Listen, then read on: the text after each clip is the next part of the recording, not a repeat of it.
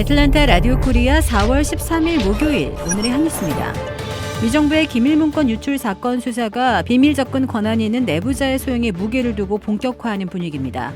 유출 사건을 수사 중인 연방수사국 FBI는 최근 소셜미디어와 인터넷상에 유포된 기밀 문건들의 이미지를 확보해 분석에 나섰습니다. 최근 소셜미디어를 통해 유출된 미 정부 기밀 문건 중 60여 쪽은 중앙정보국, CIA 작전센터나 국방부 합동참모본부가 생산한 것으로 적혀 있습니다. 기밀 등급이 높은 문건은 많아야 수백 명 혹은 그보다 훨씬 적은 수에만 접근 권한이 주어지기 때문에 빠른 속도로 수사망을 좁혀나갈 수 있을 것으로 미 정부 당국자는 보고 있습니다. 다만 미 정부 일각에서는 이런 흔적들조차 진짜 배후를 숨기기 위해 연출된 일종의 무대 장치일 수 있다는 의심도 나오고 있습니다.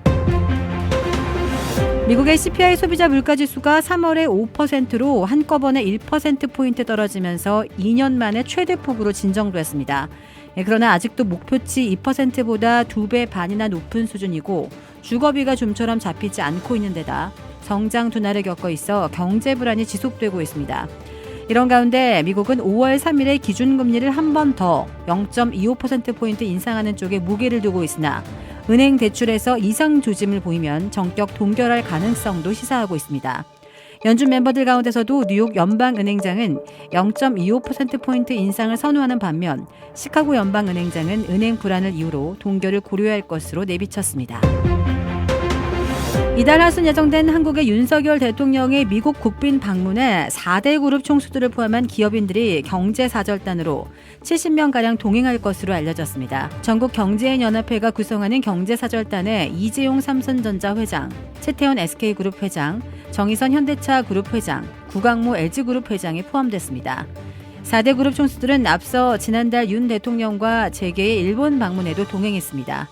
이들을 포함한 재계 주요 인사들은 오는 26일 조 바이든 대통령이 주최하는 백악관 국빈 만찬에도 참석할 것으로 예상됩니다. 대한상공회의소, 정경련, 한국경영자총협회, 한국무역협회, 중소기업중앙회, 한국중견기업연합회 등 경제 6개 단체장들도 사절단과 함께합니다. 이들과 더불어 한국 내 중소, 중견기업과 스타트업 등 미국에서 사업을 추진 중이거나 명확한 사업 계획이 있는 기업들까지 포함해 많게는 70명가량이 사절단으로 참여할 전망입니다. 미국의 인텔과 세계 최대의 모바일 반도체 설계 자산 기업인 영국의 ARM이 반도체 위탁 생산, 파운드리 분야에서 동맹을 선언했습니다. 두 회사는 공동 성명을 통해 반도체 설계 전문 기업들이 인텔 18A 공정을 활용해 모바일 기기용 반도체를 생산하는 데 협력한다고 밝혔습니다. 이어 모바일 기기용 시스템 반도체를 시작으로 자동차, 사물 인터넷, 데이터 센터, 항공 우주 등 광범위한 영역에서 단연간 걸쳐 협업할 것이라고 전했습니다. 이 삼성전자가 경쟁해야 할 대상이 타이완의 TSMC 하나만이 아니라 이제 인텔까지로 늘어난다는 의미인데요. 관건은 인텔이 18A의 공정을 기반으로 한 칩의 양산에 성공하느냐 여부입니다. 반도체는 수율, 즉 전체 생산품 중 결함이 없는 합격품의 비율이 중요하기 때문입니다. 중독성 물질을 판매했다며 잇단 소송에 휘말린 전자담배 줄 제조사가 4억 6,200만 달러 상당의 거액의 보상금 지급에 합의했습니다. CNN은 전자담배 줄의 제조사인 줄랩스가 워싱턴 DC, 매사추세츠 등 6개 주에 총 4억 6,200만 달러를 지급하는 데 합의했다고 보도했습니다. 이번 합의로 줄은 47개에 이르는 소송 대부분을 매듭지었고 현재 미네소타 주정부와의 소송만 남게 됐습니다. 레티샤 제임스 뉴욕주 법무장관 겸 검찰총장은 줄이 미성년자들에게 무해성을 강조하며 중독성 물질을 판매해 심각한 건강상의 문제를 낳았다고 지적했습니다. 이어 이번 합의로 줄이 자초한 유해성에 대해 대가를 치르게 됐다고 평했습니다.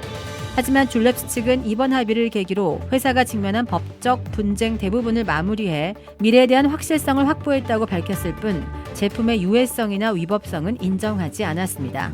이 회사는 지난 2017년부터 단맛이나 과일향이 나는 가양 제품으로 미국에서 큰 인기를 얻었지만 2019년 미 식품의약국 FDA는 담배향과 멘솔향을 뺀 나머지 가양 제품의 판매를 금지했습니다. FDA는 또 지난해 6월 액상형 카트리지에서 인체에 유해한 화학물질이 나올 가능성이 있다며 이 전자담배에 대한 판매 금지 명령을 내리기도 했습니다. 주택 구매뿐만 아니라 커머셜, 웨어하우스, 비즈니스 건물까지 부동산계의 큰손 이주환 부동산. 크레딧 카드 빚 최대 80%까지 탕감. 크레딧은 지켜드리고 빚은 줄여드리는 O3 컨설팅이 오늘의 한 뉴스를 후원합니다. 이상 애틀란타 라디오 코리아 4월 13일 목요일 오늘의 한 뉴스의 고지선이었습니다.